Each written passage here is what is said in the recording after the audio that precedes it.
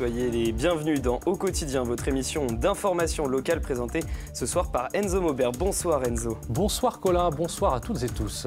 Le CFA de la Chambre de commerce et d'industrie ouvre ses portes. Et oui, alors que les lycéens n'ont plus que quelques heures pour formuler leurs vœux sur la plateforme Parcoursup, le centre de formation d'apprentis organise sa journée porte ouverte ce samedi 16 mars. 42 diplômes sont à découvrir. Et dans la suite, on parlera de la 11e édition du concours photo de l'association France Nature Environnement. Cette année, ce sont les espèces protégées de la Sarthe qui seront mises à l'honneur. Rendez-vous à 18h45 pour en savoir plus. D'abord, place à l'actu.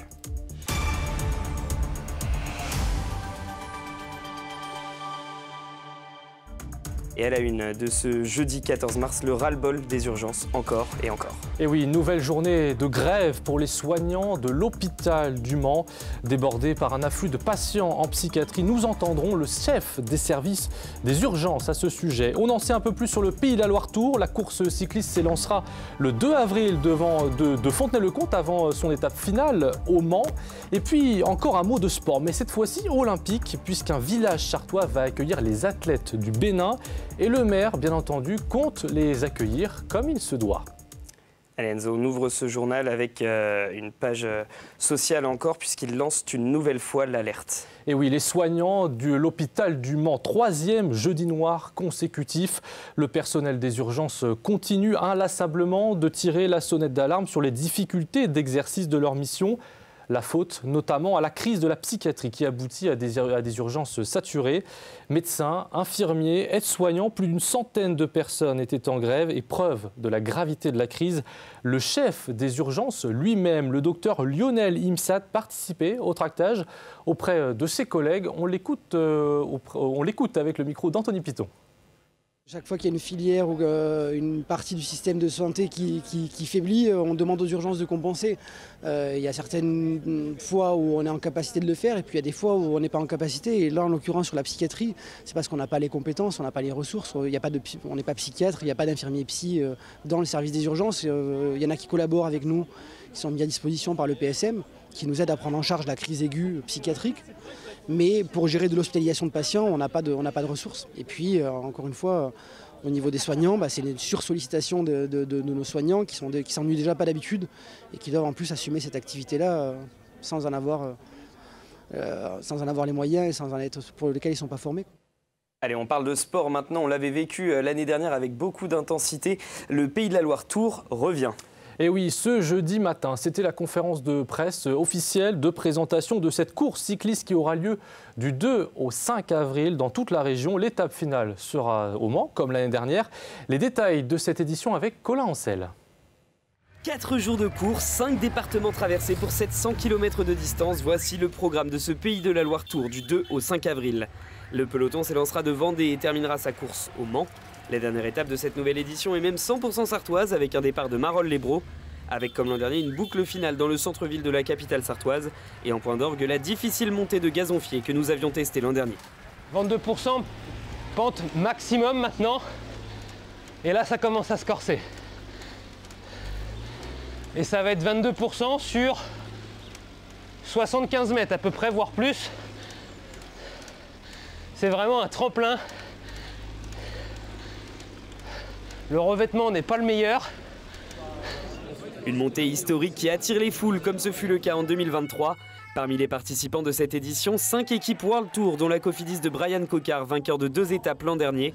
10 équipes Pro Team avec parmi elles l'équipe Tudor du Sartois Mathis Rondel qui fait partie des engagés et qui aura à cœur de briller à domicile. Et puis 4 équipes continentales compléteront le peloton. Alors qui succédera au Danois Alexandre Kamp, c'est ici, au Mans, que nous aurons la réponse le 5 avril. Et puis une nouveauté majeure cette saison, la féminine qui aura lieu à Saumur le mercredi 3 avril. Une course d'un jour avec 18 équipes et parmi elles l'équipe régionale Team El Groupama Pays de la Loire. A noter que cette année encore, vous pourrez suivre cette édition sur LMTV Sarthe. Nous vous la ferons vivre au plus près de tous les coureurs. Et puis nous reviendrons également sur cette édition lundi dans 72 Sports.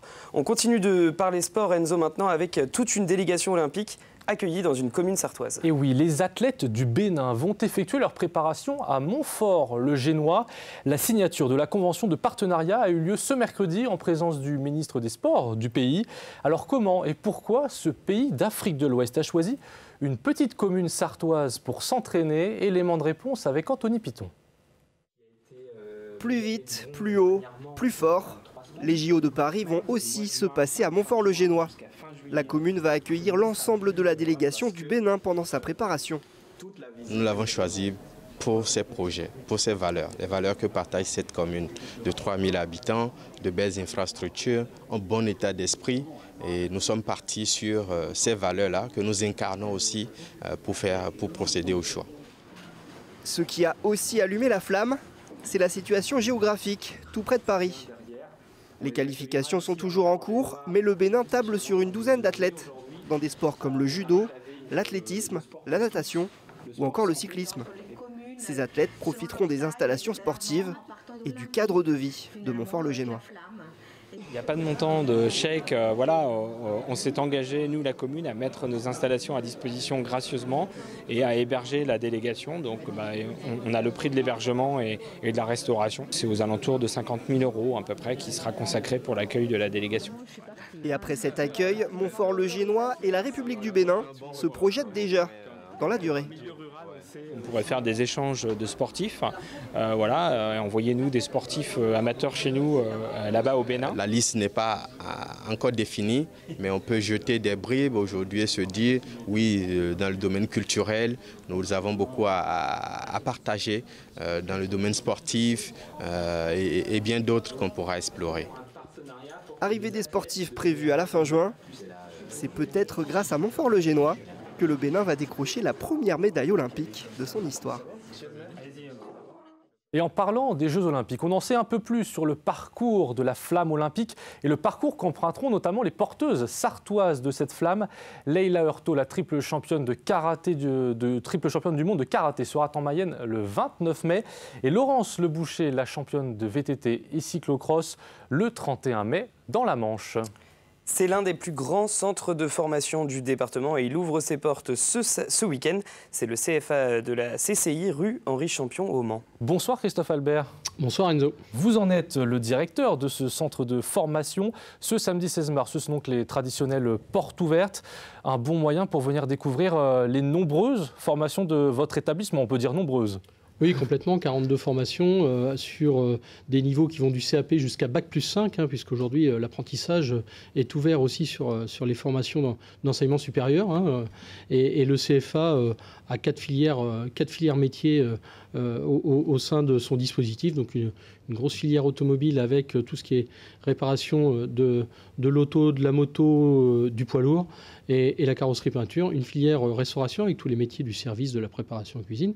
Une filière commerce qui va du vendeur en boutique jusqu'à la gestion d'entreprise, et puis une filière santé qui se développe là, un peu moins connue, mais qui se développe avec exclusivement du post-bac sur un diplôme universitaire de préparateur en pharmacie, et on ouvre à la rentrée prochaine un BTS optique et une formation sur la délivrance de matériel orthopédique en officine. Ce sont des formations qui ont toujours autant de succès Oui, toujours autant de succès. Alors, les portes ouvertes sont pour nous un événement phare. On a 2 gros événements qui rythment la vie d'un CFA, à savoir les portes ouvertes et les remises de diplômes.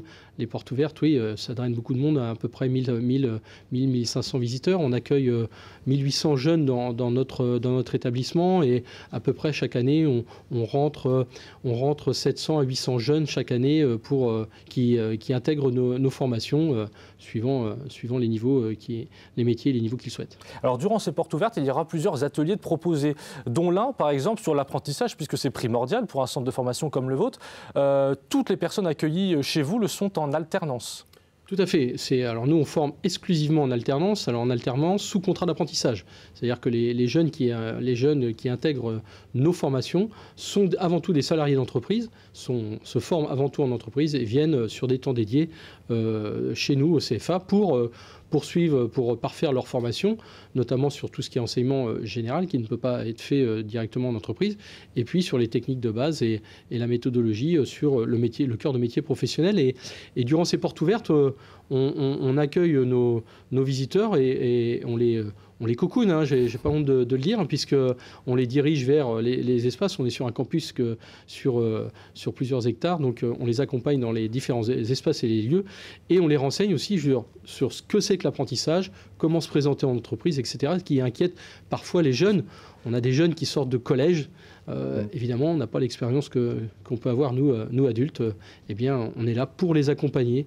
On accueille vraiment nos candidats de l'amont jusqu'à l'aval et pendant aussi, quoi. Voilà. Ça représente combien d'apprentis, le CFA, actuellement? 1800. 1800 apprentis. Oui, 1800 apprentis, rien que sur le CFA. L'apprentissage, c'est encore une voie, on peut le dire, c'est une voie royale pour se former dans certaines filières que vous proposez? Aujourd'hui, on est passé, alors il y a une réforme, sans rentrer dans les détails, il y a une réforme qui a été initiée en 2019, et on est passé de 400 000 apprentis à quasiment 1 million d'apprentis depuis. Donc vous voyez un peu l'essor, hein, c'était des croissances énorme qu'il a fallu absorber, hein, chez nous. Mais oui, l'apprentissage aujourd'hui, le taux d'intégration en entreprise post-formation, nous on questionne nos sortants, nos diplômés 4 mois après la formation, on est à plus de 90% d'insertion professionnelle. Vous l'avez dit tout à l'heure, 4 grandes filières au CFA, la pharmacie, le commerce, l'automoto, la restauration. Est-ce que ce sont des métiers qui recrutent? Je pense par exemple à la restauration, c'est-à-dire que quand on sort du CFA de la CCI, on trouve un travail plutôt facilement. Oui, globalement, tous les métiers recrutent. Aujourd'hui, nous, c'est ce que l'on constate, en tout cas, c'est ce que nous disent nos partenaires en entreprise. On a plus de 1000 entreprises partenaires, et de ce que l'on constate aujourd'hui, on a souvent plus de demandes qu'on ne peut satisfaire, et avec des métiers qui sont encore plus en tension pour certains, dont la restauration. Aujourd'hui, la restauration recherche énormément de main-d'œuvre. On est sorti du Covid, on sait les résultats et les dégâts que ça a pu faire, et puis avec pour certains des remises en question professionnelles, etc., comme dans tous les métiers, mais les métiers de la restauration plus particulièrement, et évidemment pour les jeunes qui ont envie de suivre ce cursus, hein, là il n'y aura surtout pas de mal à trouver une entreprise pour faire leur formation, mais à la sortie aussi une embauche quasi assuré. On a des taux d'insertion, je vous parlais tout à l'heure, juste avant, des taux d'insertion de 90% globalement. Sur certains métiers, on est à 100%. Voilà, c'est aussi simple que ça, quoi. Et puis dans la restauration, la clé aussi peut-être au CFA, c'est le fait d'être accompagné par des professionnels du métier. En tout cas pour la restauration, beaucoup de chefs viennent enseigner aux élèves. Alors tout à fait, on a de toute manière, nous, tous nos formateurs professionnels, que ce soit dans les métiers de l'automobile, du commerce, de la restauration, de la santé, ont été avant tout des professionnels pour certains, et pour d'autres le sont encore, puisqu'ils interviennent en tant qu'intervenants extérieurs. Donc, et c'est vrai également pour la restauration, et de plus en plus, on essaye de faire venir des chefs, évidemment, pour prêcher la bonne parole, comme on dit, en tout cas susciter l'envie, quoi, puisqu'on a des très très beaux parcours de formation. On a des jeunes qui rentrent chez nous en CAP, voilà, on se cherche, comme tous les jeunes, et ils finissent avec, comme j'ai tendance à le dire, CFA plus 5 ou plus 6, puisqu'ils ont poursuivi CAP, bac, BTS, et puis plus loin pour d'autres. Donc, vraiment, on propose des cursus de formation qui partent dès la sortie de 3e et qui peuvent vous emmener là où les niveaux de diplomation sont les plus hauts. Merci Christophe Albert. Et donc on rappelle, ces portes ouvertes ce samedi 16 mars, toute la journée, rue Henri Champion au Mans. Merci. Merci Enzo. Allez Enzo, on va parler d'économie maintenant. Les pailles en seigle Made in Luché-Pringé, c'est terminé. Et oui, elles avaient été lancées en 2022 par Cassandra Bourmeau. Des pailles écologiques, biodégradables et compostables dans l'air du temps, mises au point au moment où les pailles en plastique devenaient interdites. La jeune entrepreneuse avait même remporté le prix de la start-upeuse Mancel. Malgré de lourds investissements, sa société VG-Paille a été placée en liquidation judiciaire, apprend-on auprès de nos confrères de France Bleu Maine. La faute à un marché en recul, mais aussi un problème de prix. Les pailles bio étaient vendues plus cher que celles proposées par leurs concurrents. Impossible donc pour la jeune entreprise de convaincre les restaurateurs et les bars de la région.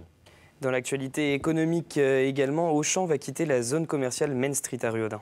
Le groupe Shiver, propriétaire de l'hypermarché, a mis fin à son partenariat avec l'enseigne Pour autant, les clients pourront toujours venir faire leurs courses puisque c'est Système U qui devrait s'installer à la place. Le changement devrait avoir lieu d'ici le début de l'année 2025. Et puis on termine ce journal avec un film dont on vous parlait il y a quelques jours. Et oui, celui des frères Robin. Ils ont couru aux 24 heures l'année dernière lors du centenaire avec Aston Martin. Ils ont fait de leur aventure un film diffusé en avant-première au CGR Saint-Saturnin. C'était la semaine dernière. Alors il y a une séance de rattrapage si vous le souhaitez puisque ce film est désormais disponible sur YouTube en libre accès. La page s'appelle Projet 24.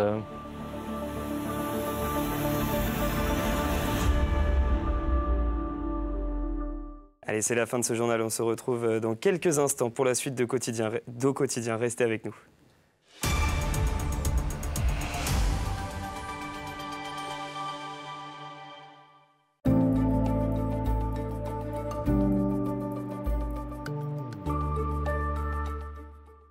Bonsoir messieurs, dames, ravi de vous retrouver pour ce nouveau bulletin météo. Et sur l'MTV Sarthe, un ciel couvert pour ces prochaines heures sur l'ensemble du territoire avec l'arrivée de cette petite perturbation. Une perturbation qui va se traduire avec de la grisaille sur l'ensemble de notre département, mais également sur nos départements voisins. Côté température, elles resteront extrêmement douces avec encore 12 degrés pour Alençon ainsi que pour Laval, 13 degrés au Mans, la Bazouge, Pont-Valin ou encore pour la Flèche, 14 degrés à Mamers et encore 15 degrés pour la Chapelle-aux-Choux, la Ferté-Bernard ou encore du côté de Saint-Quel. Alors malheureusement pour la journée de vendredi, un ciel beaucoup plus menaçant, en tout cas au petit matin avec ces nombreux nuages, ces pluies qui intéresseront également notre territoire et les températures plutôt stationnaires entre 10 et 11 degrés au petit matin. Avec 10 degrés pour Laval, pour Alençon, encore du côté de Blois.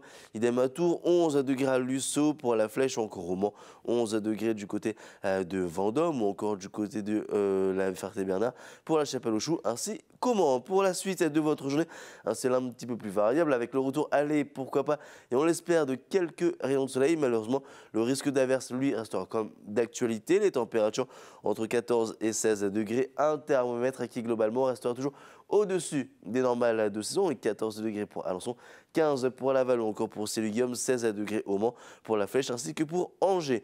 Pour la journée de samedi, le ciel restera assez couvert sur l'ensemble du territoire et pour la journée de dimanche, très peu d'évolution avec toujours de nombreux nuages, de la pluie également et les températures qui resteront comprises entre 17 et 19 degrés. Passez une très bonne soirée et je vous dis à très vite pour un nouveau bulletin météo.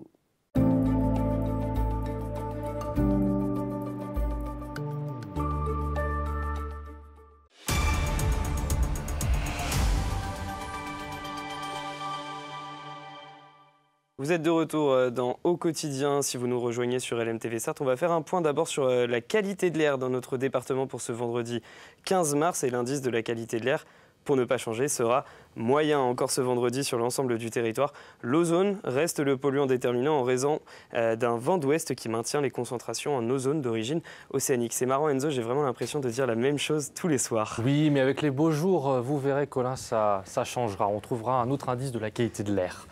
Allez, c'est la 11e édition d'un concours qui a son petit succès, le concours photo de France Nature Environnement. Pour en parler avec nous, Mélissa Rottier, bonsoir. Bonsoir. Vous êtes volontaire en service civique à l'association. Alors, je le disais, 11e édition, on peut dire que ce concours, c'est devenu un rendez-vous habituel de l'association. C'est une habitude, exactement. Alors, est-ce que vous pouvez nous raconter justement pourquoi est-ce que ça a été créé, comment ça se fait, surtout que ça se maintienne dans le temps? Alors, ça a du succès. D'année en année, on a de plus en plus de participants. L'année dernière, on a eu à peu près 60 participants. Et donc, ça plaît beaucoup. Donc, on continue sur cette lancée. Alors, il y a un thème aussi chaque année. Exactement. Donc, c'est en fonction du programme associatif. Donc, cette année, c'est sur les espèces à protéger ou pas. Donc là, la thématique qu'on a choisie pour notre concours photo de 2024, c'est espèces protégées en Sarthe. Et donc on le voit à l'antenne sur l'affiche, il y a un petit QR code et ça permet d'avoir la liste directement des espèces protégées parce qu'évidemment on ne les connaît pas toutes par cœur. Donc voilà, à la maison vous pouvez flasher le petit QR code et puis vous aurez la liste des espèces protégées. L'objectif de ce concours finalement c'est quoi ? Alors c'est vraiment de mettre en avant les espèces protégées qu'on a en Sarthe et de sensibiliser le public à la faune et la flore qu'on peut retrouver sur notre territoire. Et justement, pourquoi est-ce que c'est les espèces protégées que vous avez choisies là comme sujet pour cette année? Ça a été toujours vu avec tous les bénévoles. Et on aurait pu faire par exemple sur les espèces exotiques envahissantes, mais on s'est dit que espèces protégées c'est un peu plus vague, il y a plus d'espèces. Et donc, il y a beaucoup d'espèces protégées. Plus de chances d'avoir des participants aussi avec un sujet. Il y a 4 pages d'espèces protégées. Ah oui, quand même. Justement, surtout, ça peut attirer quelqu'un qui se dit moi, je veux avoir une espèce protégée en photo. Quelles conditions pour participer? Parce que c'est ça le plus important finalement pour ceux qui nous regardent. Comment on peut faire pour participer à ce concours? C'est vraiment ouvert au grand public. Il suffit juste d'envoyer les photos, 2 photos maximum par personne à l'adresse qui est inscrite sur l'affiche et de nous préciser son nom, son prénom, le lieu de prise de vue. Et voilà, il faut que ça fasse au minimum 3 mégapixels pour que ce soit de qualité, pour qu'on puisse après les exposer. Et alors du coup, ils ont jusqu'à quand la date butoir du concours? Alors c'est jusqu'au 31 août, ça a débuté le 1er mars et j'attends vos photos avec impatience. Alors on peut prendre le nombre de photos qu'on veut pour participer ou est-ce qu'il y a un nombre limité par personne? 2 maximum. 2 maximum. Est-ce qu'il y a un vainqueur? Est-ce qu'il y a un jury? Comment sont sélectionnées les photos? Alors on a un jury, donc on va faire les votes au mois de septembre et donc c'est une vingtaine de photos qui sont sélectionnées. Et pendant l'exposition qui aura lieu du 7 au 18 octobre à la Bibliothèque universitaire du Mans, il y aura aussi un vote. Donc sur Internet, il y aura un lien qu'on va mettre en ligne et aussi un vote sur une urne directement à la bibliothèque pour voter pour les 2 votes du jury et le vote du public. Très bien, ça c'est pour ce concours photo. Et puis un mot peut-être rapide sur l'association que vous représentez, France Nature Environnement. Il y a ce concours, mais quelles sont vos autres missions dans l'année? Alors nous, notre principale mission, c'est vraiment de sensibiliser le public à tous les domaines dans l'environnement. On fait par exemple de l'école du dehors dans les écoles, les collèges, les lycées, pour sensibiliser le public au maximum.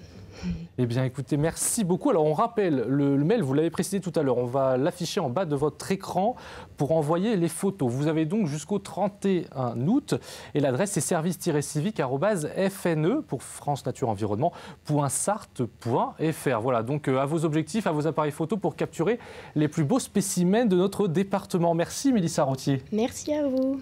Allez, on joue Colin maintenant. Cette semaine, on vous fait gagner des places. On vous fait gagner des places pour un spectacle de musical Bienvenue à Troulanne. Et pour remporter ces places, il suffit de répondre à la question. Regardez.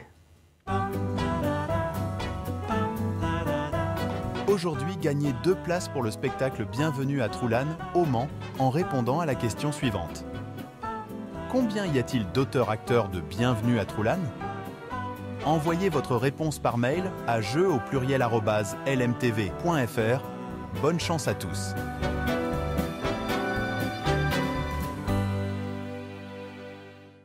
Et faites comme notre vainqueur de mercredi, Alain Basile, qui remporte lui donc 2 places pour assister à ce spectacle de musical. Félicitations à lui. Notre invité de ce vendredi dans l'actu est un témoignage. Une jeune infirmière des urgences. On en parlait tout à l'heure il y a quelques instants. Les urgences confrontées à un afflux sans précédent de patients. Eh bien, elle nous livrera son témoignage choc. Et puis dans la suite, Colin? Dans la suite, nous recevrons Fabienne Jouin, gérante des Vergers d'Olaine. Elle ouvre sa ferme pédagogique au public lors d'une journée. Allez, tout de suite, on regarde. Culturel présenté par Chloé Bergera. On reviendra notamment sur l'événement Mathèse en 180 secondes. Le but, vous le connaissez, Enzo, c'est quoi? Oui, alors les doctorants ont 3 minutes pour résumer leurs travaux de recherche. Et parfois, c'est compliqué, donc 3 minutes, c'est un vrai exercice. Exactement, et la finale régionale se tient au Mans le 21 mars au Théâtre des Quinconces. Donc ça, on en parle dans un instant. Restez avec nous sur LMTV Sarthe. Et nous, dans l'actu, on se dit à demain, vendredi, sur LMTV. Bonne soirée. Bonne soirée.